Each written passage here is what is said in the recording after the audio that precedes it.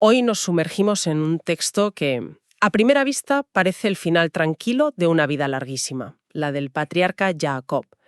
Es la última porción del libro de Bereshit. Sí, Pero, bueno, es empezar a rascar un poco y te encuentras con un testamento cargado de política familiar, de profecías que han marcado milenios de historia y, sobre todo, una idea muy radical sobre el propósito de la vida. totalmente. Es que es mucho más que una simple despedida. Mucho más. Es un texto que te obliga a pararte y a pensar. Tienes a un anciano al borde de la muerte con una preocupación casi obsesiva. ¿Dónde va a ser enterrado? Cierto. Luego reparte unas bendiciones a sus hijos que, francamente, a veces suenan más a sentencias judiciales que a buenos deseos. Y en medio de todo, ¡zas!, lanza una profecía sobre una figura misteriosa, Shiloh, que cambia todas las reglas del juego. Exacto. Es un material denso y creo que es especialmente relevante para quien está en ese proceso de reevaluar su visión del mundo, sus principios. No es una lectura para quedarse en la superficie. Para nada. Así que si te parece, vamos a desgranar esto. Empecemos por esa primera obsesión que mencionas. ¿Por qué era tan importante para Jacob no ser enterrado en Mitzraim? Pues, a ver, es que tenemos que entender qué era Mitzraim, o sea, Egipto. La superpotencia del momento. Claro, era el centro de la civilización, de la riqueza, del poder. Los hijos de Israel vivían allí. Yosef era el segundo al mando. Lo tenían todo. Lo lógico, lo cómodo, habría sido quedarse. Claro. Pero Jacob le hace jurar a Yosef que lo llevara de vuelta a un sitio muy concreto, la cueva de Mashpelá. Que no era una tumba cualquiera. Era, si no recuerdo mal, el único trozo de tierra que su abuelo Abraham había comprado en la tierra prometida. Justo. O sea, que no es solo un entierro, es una declaración de intenciones, ¿no? Es como plantar una bandera. Justo eso. Es una declaración de principios para todas las generaciones futuras. Les estaba diciendo, ojo, no os equivoquéis. A pesar de todo el oro y el poder de Egipto, este es un exilio. Este no es vuestro hogar. Este no es vuestro hogar. Vuestro destino, vuestro futuro, vuestra identidad está allí. Con su muerte, estaba literalmente grabando un mapa, un rumbo, en la conciencia de su pueblo. Es un mensaje potentísimo para cualquiera que se sienta en un exilio cultural o espiritual hoy en día. Y no solo orienta al futuro con su muerte. Justo antes, en vida, hace algo que reorganiza por completo a la familia. Sí. Adopta a los dos hijos de Yosef, Efraín y Menashe. Y aquí es donde la cosa se pone, para mí, realmente interesante. Es que no es una adopción sentimental en plan, qué buenos son mis nietos. No, los eleva al estatus de sus propios hijos. Al nivel de Rubén y Shemón. Exacto, los primogénitos originales. Y aquí el texto esconde una de esas claves que, claro, en la traducción se pierden por completo. Estaba, por así decirlo, hackeando el sistema de la herencia. ¿A qué te refieres con una clave escondida? A ver, aquí entra un concepto fascinante de la mística hebrea, a veces llamado gematría. La idea es que las palabras que tienen el mismo valor numérico, sumando sus letras en hebreo, comparten una raíz, una esencia espiritual. Vale. Pues bien, el valor numérico de Efraín y Menashe es idéntico al de Rubén y Shimón. Un momento. Eso es increíble. O sea que no fue una decisión puramente emocional de le tengo más cariño a los hijos de Yosef. Para nada. Había una arquitectura espiritual detrás, una equivalencia que él podía ver. ¿Esto lo podían entender los demás hermanos o les parecería un favoritismo descarado? Yo creo que las dos cosas. Para los hermanos debió ser un shock, claro. Pero Jacob no actuaba por capricho. Veía algo más profundo. Entiendo. Y con ese acto establecía un principio fundamental. El linaje espiritual, el propósito divino que una persona lleva, puede tener más peso que el derecho de nacimiento puramente biológico. Una idea revolucionaria. Totalmente. Estaba diciendo que los hijos de Joseph, que habían nacido en el exilio, tenían la misma categoría espiritual que los que nacieron primero en la tierra prometida. Y esta reconfiguración de la familia nos lleva directos al siguiente gran acto, las bendiciones a todos sus hijos. Y aquí, como decías al principio, la cosa se complica, porque no suenan para nada a lo que hoy entendemos por una bendición. Para nada. Hoy pensamos en una bendición como un deseo vago de buena suerte. Que te vaya bien, que tengas mucho éxito. Sí. El texto nos presenta una conciencia completamente distinta. Lo contrasta de hecho con cómo los padres modernos a veces bendicen sin pensar, deseando prosperidad a un hijo que va por mal camino. El autor lo describe como poner algo puro en un recipiente impuro. Me gusta mucho esa imagen. Es como intentar regar una planta que sabes que está en una maceta rota. Exacto. Es un deseo con muy buena intención, pero es inútil porque ignora la realidad del recipiente. Jacob, en cambio, era brutalmente honesto. Sí, se ve. Él conocía la esencia, el potencial y sobre todo las debilidades de cada uno de sus hijos.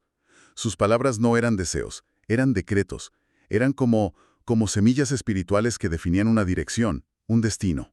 Wow. Para esa mentalidad, la palabra de un patriarca tenía un poder real, casi físico, algo que no se podía borrar. Ponnos un ejemplo de una de esas bendiciones duras. ¿Qué pasa con Rubén, el primogénito original que fue desplazado? A Rubén le dice algo tremendo. Le dice: «Impetuoso como las aguas no serás el principal, por cuanto subiste al lecho de tu padre».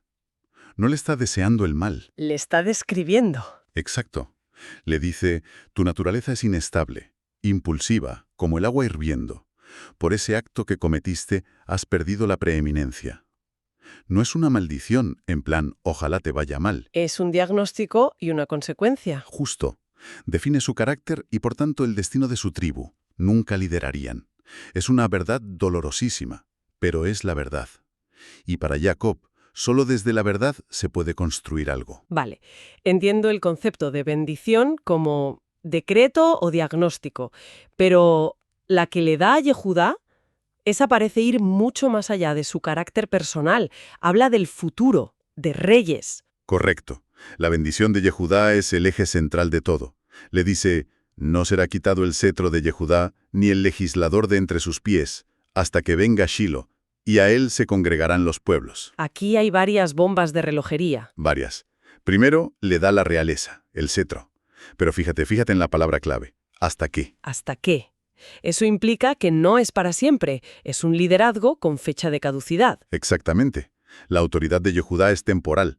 Terminará con la llegada de esa figura, Shilo, a quien la mayoría de interpretaciones, claro, identifican con el Mashiach, el Mesías. Y aquí es donde la cosa se pone interesante. Mucho. Sobre todo para alguien que viene de una tradición que da por sentada ciertas ideas sobre esto.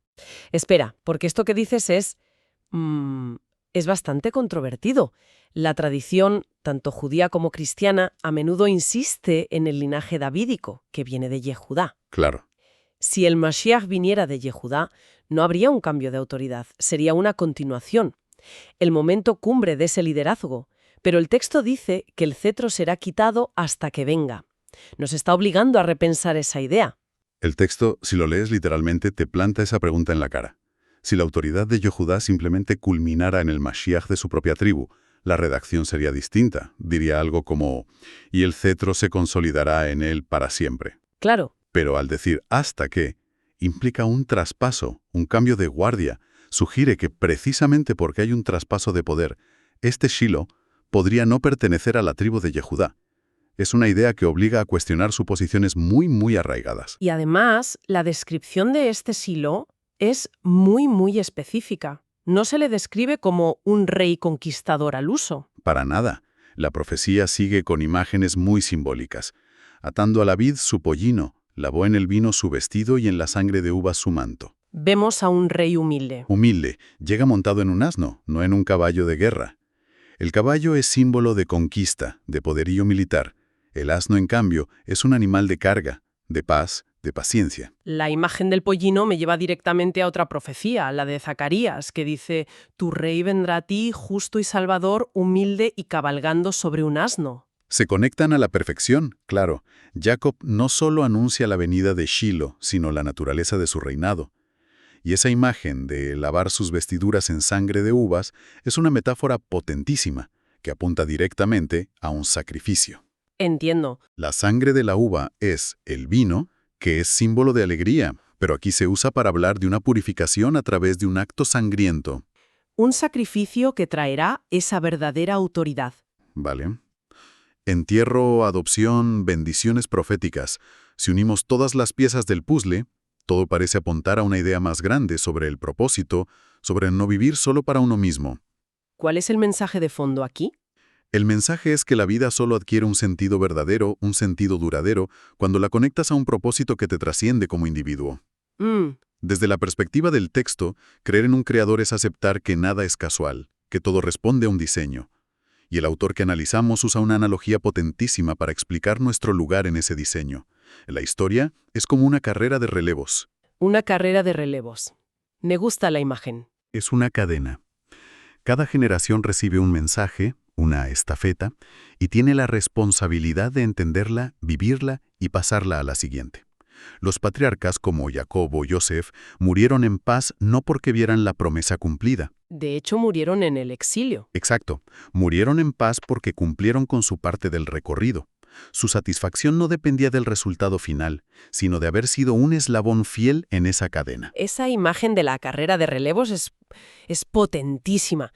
Choca de frente con la idea moderna del self-made man, del individuo que lo logra todo solo y cuyo éxito se mide por sus logros personales. Totalmente. Aquí el éxito no es cruzar la meta, sino pasar bien la estafeta. ¿Significa eso que la ambición personal, desde este punto de vista, puede ser una distracción? Puede serlo si se convierte en el fin último. La mentalidad moderna nos genera una frustración enorme si no alcanzamos ciertas metas, una carrera, una casa, ciertos ingresos. El texto propone que la verdadera frustración debería ser otra, no haber cumplido con esa misión generacional. Claro. Jacob muere tranquilo. Él no lo vio, pero no importaba. Había corrido su tramo de la carrera y pasado el testigo. Esa es la paz que viene de conocer tu lugar en la historia. El texto nos da otra imagen muy visual para entender esto que me parece fascinante y muy clarificadora, la de un radar espiritual. Sí, es otra analogía genial. Imagina que cuando un alma nace, aparece un punto en un radar cósmico. ¿Vale? La idea es que si esa vida se rige únicamente por sus instintos, sus emociones, sus metas egoístas, incluso si tiene mucho éxito material, si llega a ser CEO de una gran empresa, ese punto en el radar nunca se mueve. Permanece estático. Simplemente aparece, se queda quieto 80 años y luego desaparece. Espiritualmente hablando, es como si nunca hubiera existido. Da vértigo pensarlo. El movimiento espiritual en ese radar solo ocurre cuando una persona hace un esfuerzo consciente por alinear su voluntad con la del Creador. Y esto es clave. Implica dominar los impulsos, las emociones, no para conseguir lo que uno quiere, sino para hacer lo que se debe hacer. Para cumplir esa función en la cadena. Exacto. No se trata de lograr deseos personales, que el texto llama una voluntad pirata, sino de avanzar en el cumplimiento de ese propósito mayor. Para alguien que está reconstruyendo su fe, su cosmovisión, esto lo cambia todo. El éxito ya no es un título en la pared o una cuenta bancaria, es ese movimiento. Así es. Puedes tenerlo todo, sentirte realizado según los estándares del mundo y en ese radar no haberte movido ni un milímetro, seguir siendo la misma persona egoísta que eras de niño, pero con más recursos. Exactamente. El verdadero movimiento se siente diferente. No es la euforia de un logro personal, que va y viene. Es una paz y una estabilidad profundas que vienen de saber que estás cumpliendo tu función. Es lo que te permite afrontar el final de la vida como los patriarcas, sin miedo, sin frustración. Con la certeza de haber pasado la estafeta. Con esa certeza. En resumen, lo que hemos explorado hoy no es solo una historia antigua, es un modelo para una vida con propósito. Nos habla de comprender nuestro lugar en esa inmensa cadena generacional, del poder de nuestras palabras y de redefinir el éxito, no por el beneficio personal, sino por la contribución a una misión que nos trasciende. Y si conectamos esto con el panorama general, el texto deja una reflexión final muy poderosa.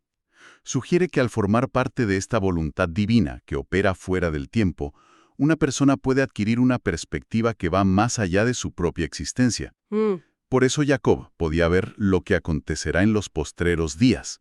No es que fuera un adivino, es que su conciencia estaba tan inmersa en ese plan eterno que podía percibir sus contornos futuros. Y eso nos deja con una pregunta final para reflexionar, mucho más profunda que la típica de ¿cuál es mi propósito? Así es. La pregunta que este texto nos obliga a hacernos no es simplemente cuál es mi propósito individual, es más bien, ¿qué mensaje estoy recibiendo de las generaciones que me precedieron y qué mensaje, qué estafeta, soy responsable de entregar a las que vendrán? Es una invitación a dejar de vernos como los protagonistas de nuestra pequeña historia. Exacto. Y empezar a vernos como lo que realmente somos. Un eslabón vital en una historia mucho, mucho más grande. Y esa, en el fondo, es la pregunta clave para, por fin, empezar a mover nuestro punto en ese radar espiritual.